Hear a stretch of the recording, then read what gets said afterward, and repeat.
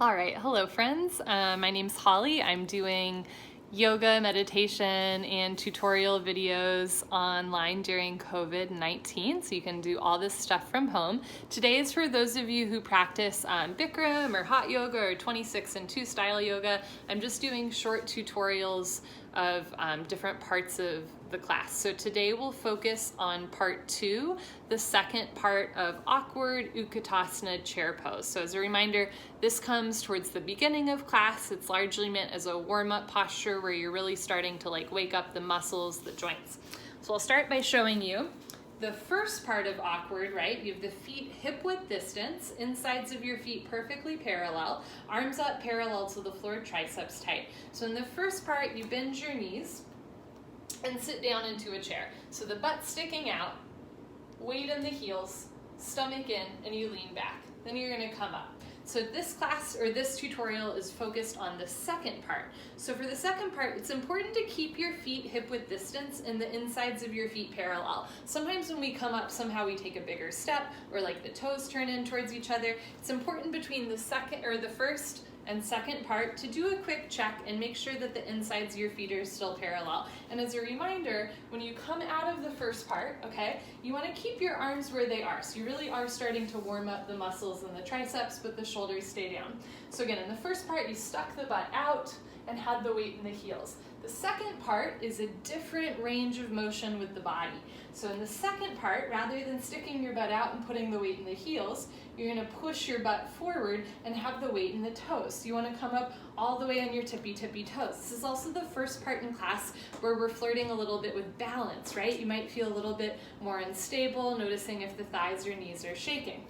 Now, you're gonna lift the heels up as far as you can, all the way up to the ceiling. It's also a great stretch for the toes and the ankles, the soles of the feet. From here, whoop, I'm already falling. From here, you're gonna bend your knees and sit down. Now, often in the second part, people have a tendency to lean forward and sit down, but no, it's different, yeah? In the second part, you wanna lean back. So head over shoulders, shoulders over hips, and the hips lifting up as the heels lift up, yeah? So again, it's common. It might be easier for you to sit down like this, but really you want to lean back with the stomach in the whole time. So from the front, lifting my heels up, bending my knees, and sitting down. Now for me, I'm not the strongest person in the world, right? So I believe I would rather keep my spine straight than to sit down all the way but have my butt stick out. But here's the trick. There's 2 sets, right? So maybe in the first set, you warm up the spine, keeping the back flat.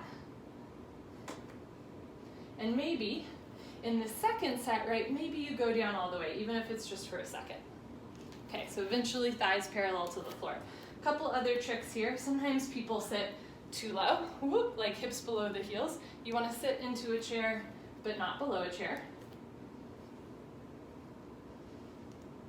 And another thing I want to acknowledge in this posture, and probably in a lot of the class, is that sometimes we're how long is the teacher going to hold this posture, right? So depending on who you're taking class from, or I don't know what day it is, sometimes people hold that second part of awkward for 10 seconds, and sometimes it can feel like an hour. And so by that calculation, that some of you have done this before, you're kind of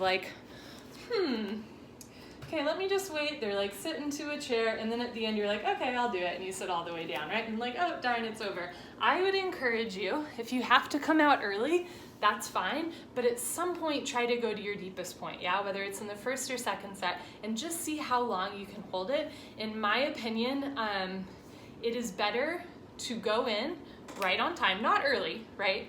Right on time. Hold for as long as you can, and if you have to come out early, that's okay. But you're giving yourself the chance to hold it the whole time, because if you wait for the last 5 seconds, right, and then you're oh darn, I just sat down, right, then you're not really getting a good muscle workout or a good warm-up for the rest of the body. So again, just some quick things to go over. You want to keep the insides of your feet parallel. It's very common for the knees to come out and the heels to come in. You want to keep the knees in line with the hips. So the knees aren't together, but they're also not way apart. Knees in line with the hips, and the heels should be invisible behind the ankles. You'll notice if your heels are coming in or out, you're just lifting the heels straight up, squeeze your butt, bend your knees, and sit down. Again, we're identifying the difference between fatigue and pain. My muscles are shaking. I'm fatiguing here, right? But I can still breathe in and out through the nose. If you find that you're having to like, just do a little bit less. Yeah, still breathing through the nose the whole time. Sit a little bit lower and change. Inhale to come up, heels down. Keep your arms there for the third part. I'll go over the third part in the next video. See you soon.